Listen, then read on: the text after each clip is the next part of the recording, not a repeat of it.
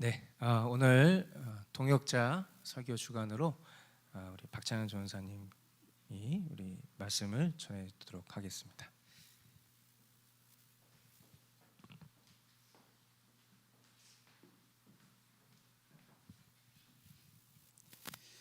네, 말씀을 듣고 깨닫는 사람이라는 제목을 가지고 하나님 말씀 선포하겠습니다.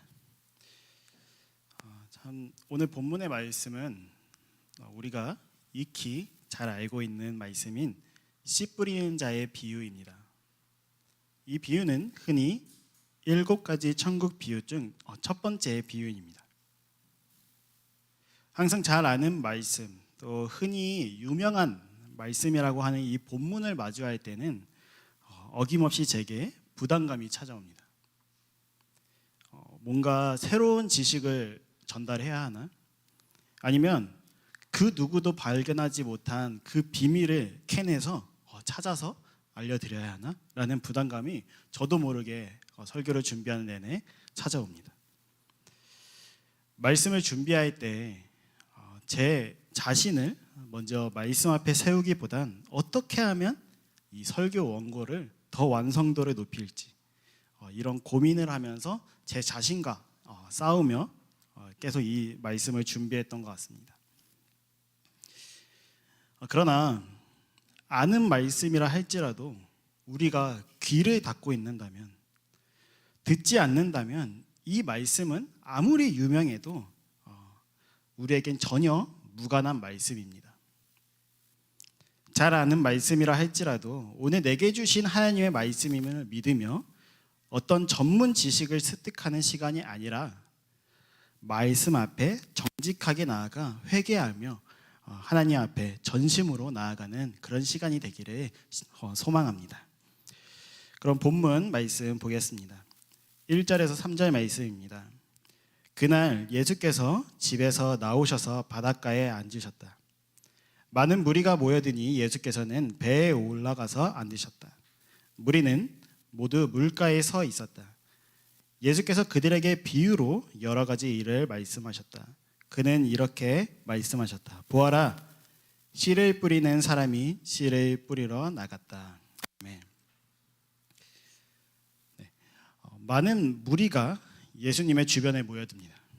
여기서 많은 무리라는 헬라어가 통상적으로 쓰여진 무리라는 단어와 다르게 오크로스라는 단어로 쓰여졌는데, 이 단어가 가지고 있는 뜻은 천민 집단, 하층민 집단의 무리를 말할 때 이 단어를 씁니다. 예수님께서 모인 자들의 대부분 공통적인 특징이 바로 이런 삶의 부족함, 그래서 뭔가 풍요로움을 얻고 싶어하는 마음, 또 자신의 문제 해결과 소원 성취를 위해서 예수님께 모여들 가능성이 높은 무리들이라고 볼 수 있습니다. 그들은 예수님을 참된 구주로 메시아로 인식하기는 보다는 그저 자기 자신이 처한 문제를 해결하기 위한 그 정도 수준의 구원자로만 인식하며 나아갔을지도 모릅니다. 그런 그들을 향해 주님은 비유로 여러 가지 일들을 말씀하여 주십니다. 비유는 한 사물을 또 다른 사물 곁에 두고 대조 또 비교함으로써 말하고자 하는 그 사물을 보다 더 구체적이고 정확하게 파악할 수 있도록 도와주는 표현 방법입니다.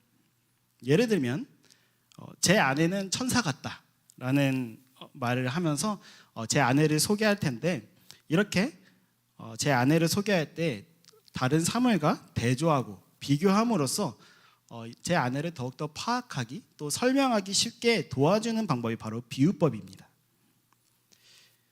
이러한 방법을 예수님께서는 아주 탁월하게 사용하셨습니다. 그리고 그 비유법의 목적은 듣는 사람들을 어렵게 하고 또 못 알아듣도록 하기 위함이 아니라 보다 쉽게 이해를 돕기 위해 사용하는 방법이라는 것을 우리는 알아야 합니다.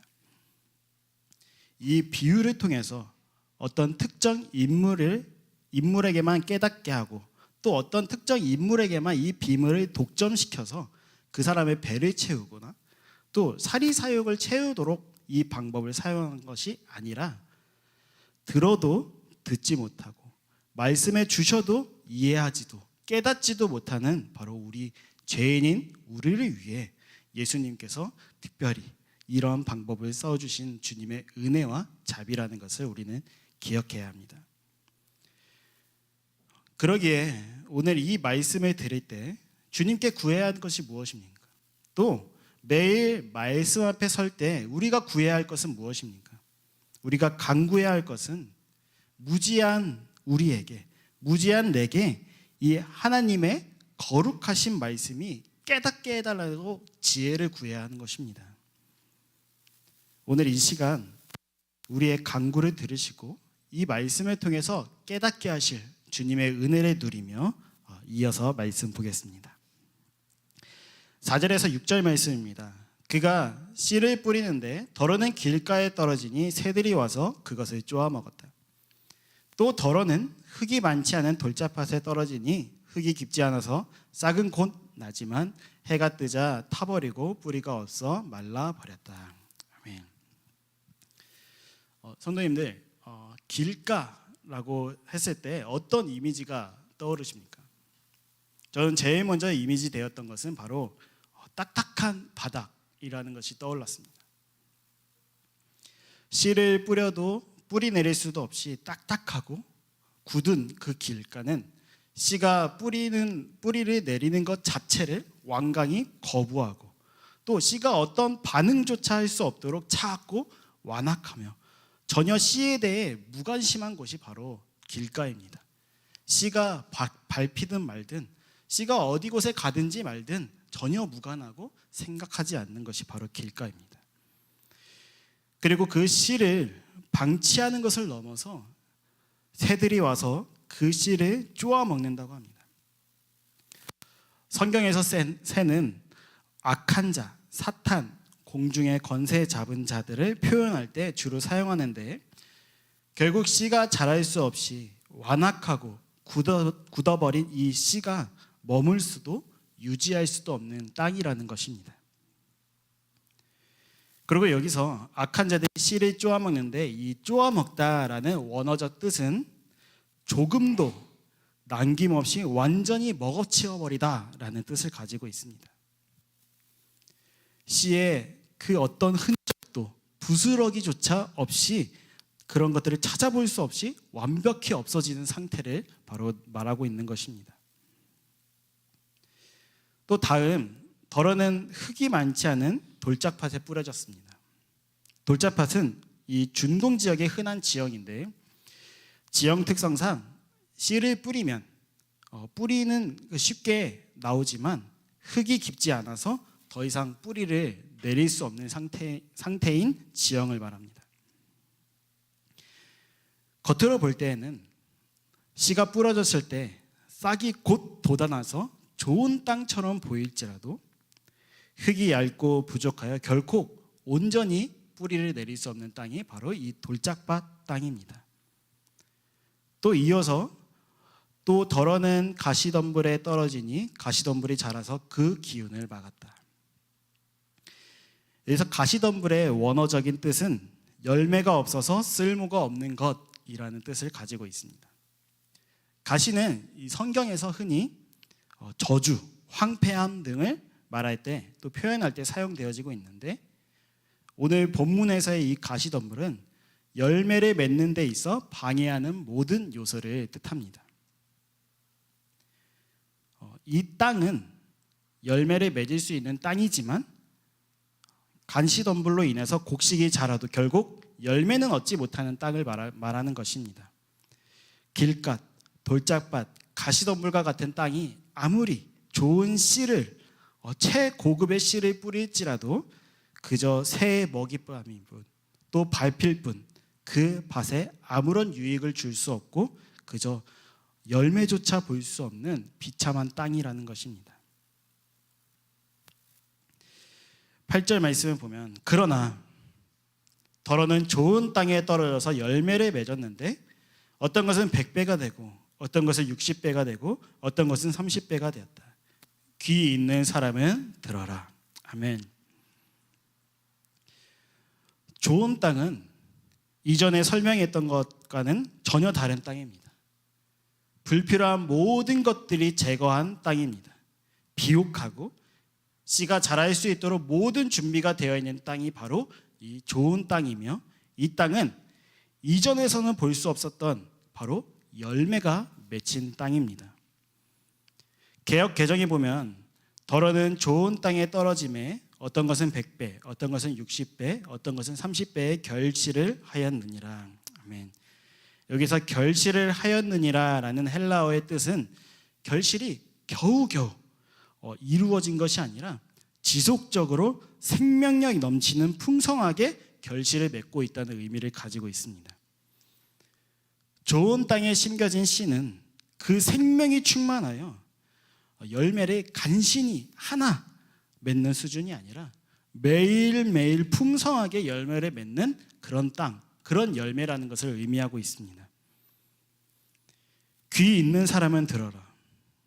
귀가 있는 사람은 이렇게 비유로 말하여도 주님께서 무슨 말씀을 하시는지 즉각 깨닫는 사람입니다. 주님의 마음을 알고 주님께서 무엇을 바라시고 무엇을 소망하며 나아가야 될지, 그것을 주님께로 몸을 트는 사람이 바로 귀 있는 사람입니다.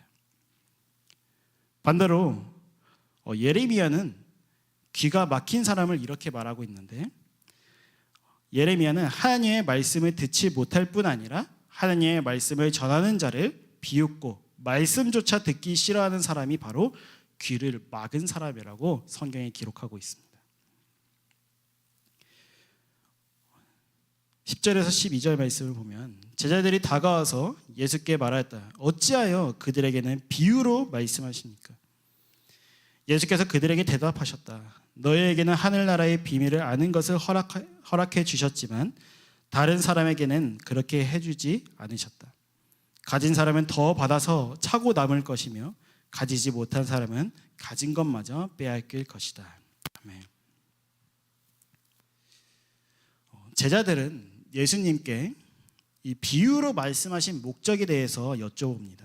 그리고 11절부터 비유로 말씀하신 목적에 대해서 예수님께서 말씀해 주시는데, 그 목적은 하늘나라에 대한 것은 비밀이기에 하나님께서 택하신 자들에게만 이 비밀을 아는 것을 허락해 주셨지만 유기자들에게는 이 비밀을 아는 것을 허락하지 않았기 때문이라고 말씀해 주십니다. 이 말씀을 보면, 이 말씀을 언뜻 들기에는 참 불편한 말씀으로 다가옵니다. 하나님께서 차별하시는 건가? 구원받지 못하는 것은 결국 내 책임이 아니라 하나님 책임이네. 왜냐하면 하나님이 이 복음의 비밀을 알려주시지 않았기 때문에 이건 하나님 책임이야 라고 생각했을지도 모릅니다. 그러나 오늘 기도처럼 죄인인 우리 스스로 귀를 막고 소경된, 또 귀를 막은 귀머거리인 우리이기에 스스로가 하나님의 말씀을 듣기를 거부하고 하나님이 아닌 세상을 따라 살아가는 자들이라는 것을 알아야 합니다. 그 죄에 대한 책임은 하나님께 있는 것이 아니라 바로 나 자신에게 있다는 것입니다. 그리고 오히려 하나님께서는 그들에게 은혜를 주시기를 싫어하시는 것이 아니라 오히려 하나님께서는 그들이 하나님께로 돌아오기만을 기다리시는 바로 우리 하늘 아버지이십니다. 베드로후서 3장 9절에는 이렇게 기록되어 있습니다. 어떤 이들이 생각하는 것과 같이 주님께서는 약속을 더디 지키시는 것이 아닙니다. 도리어 여러분을 위하여 오래 참으시는 것입니다. 하나님께서는 아무도 멸망하지 않고 모두 회개하는 데 이르기를 바라십니다. 아멘. 주님의 음성, 귀 있는 사람은 깨달을 줄 믿습니다. 하나님께서는 그 누구도 멸망당하고 지옥에 가기를 바라시는 분이 아닙니다. 죄인인 우리를 위해 하나뿐인 독생자를 이 땅에 보내주시고 그 십자가 복음으로 하나님의 사랑을 확증시켜 주신 하늘 아버지이십니다. 그러나 우리가 어떤 존재입니까? 매일 하나님과 가까워지려고 노력하는 존재가 아닌 오히려 하나님과 정반대로 걸어 나아가고 하나님을 반역하고 이 자유의지마저 타락해버려서 하나님의 말씀을 귀히 생각하지 않고 업신여기며 살아가는 본질상 진노의 자녀가 바로 우리 사람이라는 존재입니다. 예수님께서 직접 하늘나라의 비밀을 말씀해 주셔도 회개하라 말씀하셔도 죄인은 그저 눈을 감고 귀를 닫기 바쁠 뿐 그 말씀에 전혀 반응하지 않으려고 할 것입니다. 그러기에 믿지 않는 책임은 하나님께 있는 것이 아니라 바로 우리에게 있습니다. 그러나 우리 하나님 어떤 분이십니까? 하나님께서 하나님을 반역하고 거부하는 우리들을 이처럼 사랑하사. 여기서 이 이처럼은 어떤 농도를 가지고 있습니까? 바로 하나님의 전심입니다. 하나뿐인 아들 예수 그리스도를 죽이시면서 이처럼 사랑하셔서 우리를 부르시고 회개하게 하시며 거듭나게 하시며 복음을 믿을 수 있도록 믿음을 더하여 주시는 분이 바로 하나님이십니다. 그리고 예수님을 믿으면 믿을수록 주님을 알아가면 알아갈수록 우리는 매일 그 주님에 대해서 더욱 새롭게 풍성하게 알아갈 수 있는 그 은혜를 누리게 되며 경험하게 될 것입니다. 13절 말씀을 보면 내가 그들에게 비유로 말하는 이유는 그들이 보아도 보지 못하고 들어도 듣지 못하고 깨닫지도 못하기 때문이다. 이사야의 예언이 그들에게서 이루어지는 것이다. 너희가 듣기는 들어도 깨닫지 못하고 보기는 보아도 알아보지 못할 것이다. 이 백성이 마음이 무디어지고 귀가 먹고 눈이 감기어 있다. 이는 그들로 하여금 눈을 보지 못하게 하고 귀로 듣지 못하게 하고 마음으로 깨닫지 못하게 하고 돌아서지 못하게 하여 내가 그들을 고쳐주지 않으려는 것이다. 아멘. 예수님께서는 또 이사야 6장 9절에서 10절 말씀을 인용하여 알아듣지 못하고 보지 못하는 백성에 대해서 말씀해 주십니다. 사실 이러한 백성이 하나님께서 처음부터 이렇게 창조하셨을까요? 아담의 범죄 이유로 인해서 하나님은 이렇게 창조하신 적이 없는데 이 원죄로 인해서 애초에 우리의 마음이 무뎌지고 귀가 먹고 눈이 감긴 상태로 우리는 평생을 살아갈 수밖에 없는 존재적인 죄인입니다. 여기서 귀가 먹다라는 원뜻은 가리우다라는 뜻을 가지고 있는데 들었을 때 우리가 이해하지 못하고 알아듣지 못한다는 뜻이 아니라 아예 처음부터 듣지 않으려는 상태를 말합니다. 그리고 눈을 감다라는 뜻 역시도 스스로 억지로 눈을 감으려 한다는 뜻을 가지고 있습니다. 말씀을 들으려 하지 않고 말씀을 보지 않는 자인데 어떻게 주님께 돌아갈 수 있겠습니까? 말씀을 보지 않는데 어떻게 회개한다고 말할 수 있겠습니까? 말씀을 보지도 않고 듣지도 않는 자의 당연한 결과는 결국 주님으로부터 멀어지는 자입니다. 회개할 수가 없습니다. 주님께로 돌아갈 수 없습니다. 이제는 오늘 이 말씀을 듣고 우리의 삶을 점검해 봐야 합니다. 정말 내 눈은 주님을 바라보고 있는지, 내 귀는 주님의 말씀에 경청하고 있는지, 내 발은 주님과 동행하고 있는지, 내 머리는 주님을 생각하며 살아가고 있는지, 내 마음과 정성과 뜻과 힘을 다해 정말 주님만 사랑하고 있는지 우리는 우리 스스로 우리의 삶을 점검해 봐야 합니다. 16절에서 17절 말씀. 그러나 너희의 눈은 지금 보고 있으니 복이 있으며 너희의 귀는 지금 듣고 있으니 복이 있다. 그러면 내가 진정으로 너희에게 말한다. 많은 예언자와 의인이 너희가 지금 보고 있는 것을 보고 싶어 했으나 보지 못하였고 너희가 지금 듣고 있는 것을 듣고 싶어 했으나 듣지 못하였다. 아멘. 구약시대의 예언자와 의인은 하나님을 믿고 그 메시아를 기다리는 고대하는 사람들이었습니다.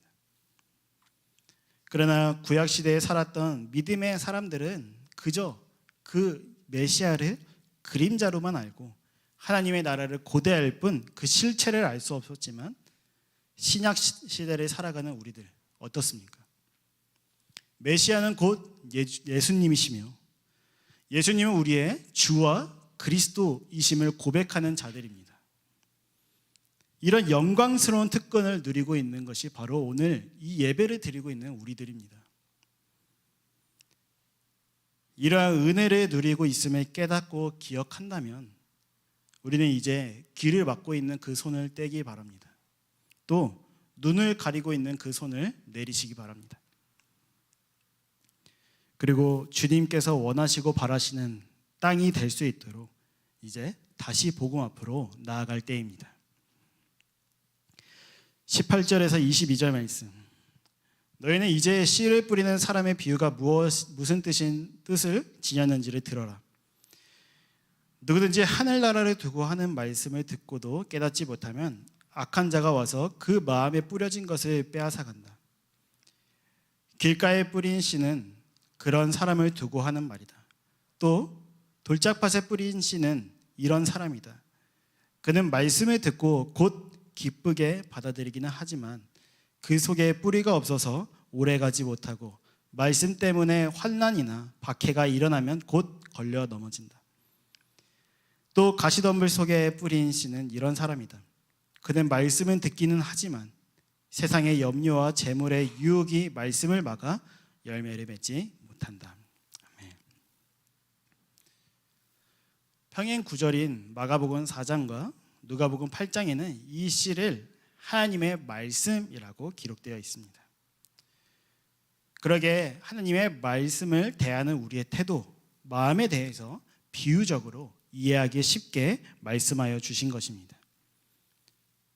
먼저 완악하고 단단한 길가 같은 마음에 뿌려진 이 하나님의 말씀은 그 말씀을 들을 마음조차 없고 전혀 반응하지 않고 악한 자로 인해 말씀에 순종할 기회마저 상실해버린 그런 마음 상태입니다.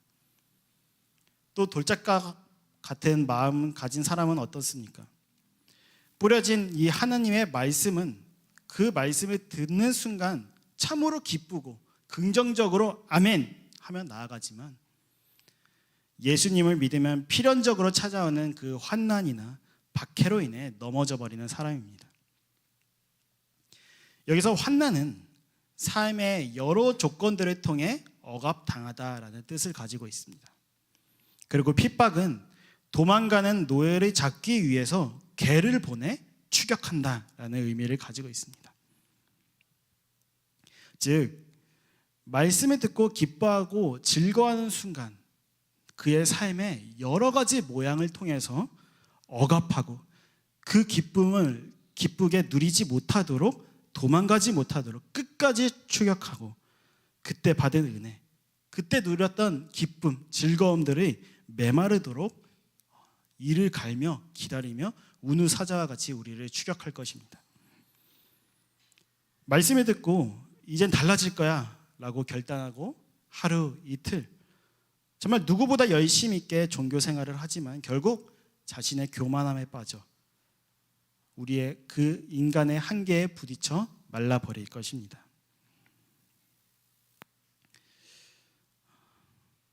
가시덤불 마음의 상태에 뿌려진 하나님의 말씀에 대한 태도는 땅은 비옥하나 열매가 없는 하나님의 말씀을 듣기는 하나 세상의 염려와 물질로 인해 그리스도인으로서 마땅히 맺어야 할 열매를 맺지 못한 사람입니다. 오랫동안 주님을 알고 신앙생활을 했다고 말하지만 아무런 열매를 맺지 못한 결국 면목산 그리스도인을 말합니다.